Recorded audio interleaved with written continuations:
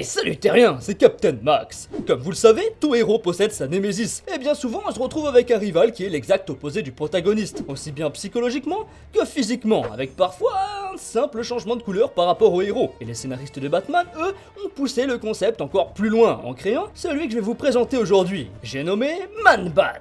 Bang!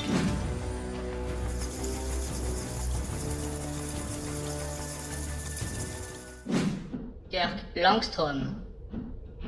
Attention, on va parler d'un méchant qui n'a pas perdu ses parents et qui n'a pas non plus été maltraité lorsqu'il était enfant. Oui, ça peut surprendre, surtout si on connaît bien l'univers des comics, mais ne vous inquiétez pas, vous aurez quand même votre dose de tragédie. Car oui, à 6 ans, Kirk Langstrom est tombé malencontreusement au fond d'une caverne. Il est resté enfermé dans celle-ci pendant plus de 6 semaines. Et juste avant d'abandonner les recherches, la police retrouvèrent le petit dans une grotte. Et miracle, il était toujours en vie. Mais lors de ses retrouvailles avec ses parents, il ne ressentit pas le même bonheur que ces derniers. Il était presque triste de dire au revoir à ses amis les chauves-souris, avec qui il avait vécu pendant si longtemps. C'est pourquoi il fut nommé Cavboy. Peu de temps après, lors d'une sortie cinéma avec ses parents, il rencontre le jeune Bruce Wayne devant la machine à popcorn. Il lui raconte alors toute sa tragique histoire, sans oublier d'embellir au maximum les faits, racontant même qu'il avait vécu avec des créatures mi-humaines, mi-chauves-souris. En grandissant, Kirk rejoint l'université de Gotham, où il fait la rencontre de celle qui deviendra sa femme, Francine Lee.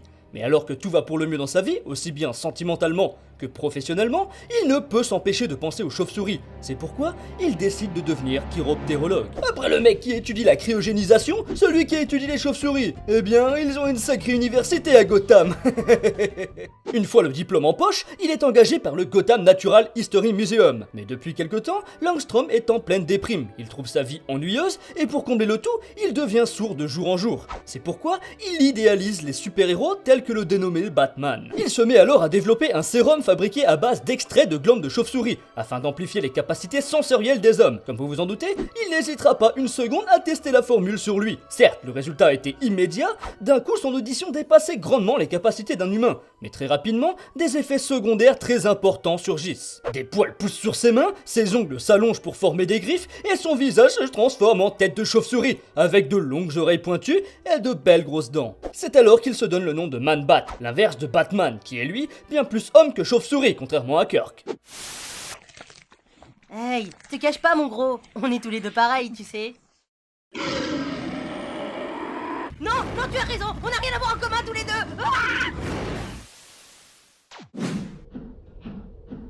Man-Bat.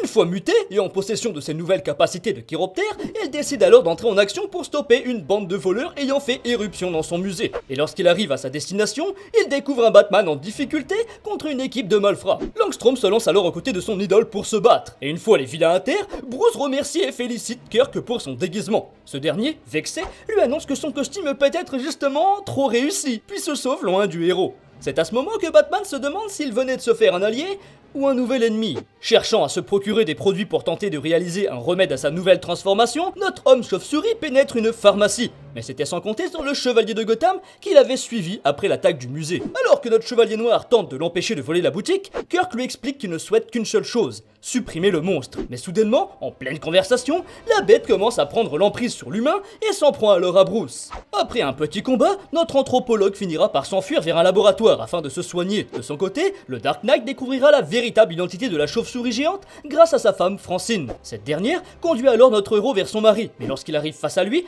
il s'échappe encore une fois et part se cacher instinctivement dans une grotte. Mais pas n'importe laquelle. La Batcave. Et lorsque notre locataire rentre chez lui à bord de sa Batmobile, l'animal panique et décide une fois de plus de s'opposer à notre héros masqué. Bien entendu, il finira par perdre le combat. Et alors qu'il est inconscient, Wayne tente de créer un remède, mais lorsque Kirk se réveille, il refuse catégoriquement son aide et s'enfuit une fois de plus. Peu de temps après, Langstrom convainc Francine de se marier avec lui et lui oblige à prendre le sérum afin de prouver son amour. Batman se retrouve alors confronté à deux chauves-souris géantes, mais réussira finalement à les stopper puis à leur injecter un remède afin de les soigner. Enfin, pour quelque temps. Le nouveau justicier ailé. Après avoir repris une vie normale pendant une longue période, Langstrom décide finalement qu'il se devait de lutter contre les criminels de Gotham, comme il l'avait fait lors de sa première transformation. Il se met alors à créer une nouvelle version du sérum, qui cette fois lui permet de garder le plein contrôle de son esprit. Il réussit brillamment son objectif, et se charge même de stopper pas mal de petits vilains de la ville. Batman l'encouragera alors à continuer, et même à rejoindre la Bat Family, afin de protéger la ville de New York. Il luttera donc contre bon nombre de méchants, allant du petit brigand jusqu'au magicien ténébreux, et fera même équipe avec pas mal de héros comme Robin, Batgirl et même Etrigan le démon. Lors de son vol en direction de l'héroïsme, notre anthropomorphe géant connaîtra des hauts et des bas. Même s'il n'est fondamentalement pas un méchant, il passera souvent du côté obscur, soit parce que l'esprit de la bête surpassera celui de l'homme, soit parce qu'il sera manipulé par ses adversaires. Par exemple, lors du comics Batman Unson, ou dans le Grant Morrison présente Batman chez Urban Comics pour la version française, Kirk se voit obligé de remettre le sérum du Man-Bat à Talia al Ghul, lorsque cette dernière menace de tuer sa femme. Et une fois en possession de la solution, Talia transformera sa ligue de ninjas en homme chauve-souris assassin. Après le reboot New 52.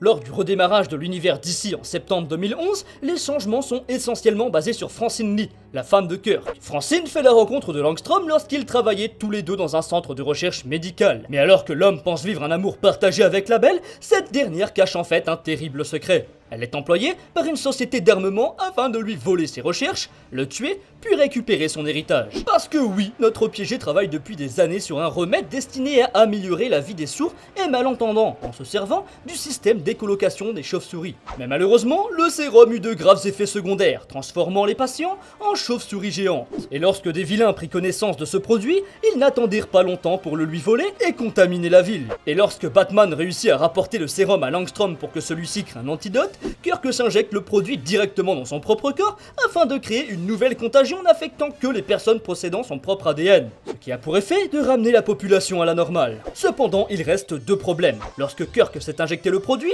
il s'est transformé lui aussi en Man-Bat, et malgré le fait qu'il soit redevenu humain quand le produit s'est dissipé, il risque fort d'avoir une addiction au produit. Mais second petit souci, sa femme décide de modifier le sérum en y ajoutant de l'ADN de chauve-souris vampire d'Amérique du Sud, puis de le consommer. Elle se transforme alors, elle aussi, en énorme monstre désirant faire des habitants de la ville son casse-croûte.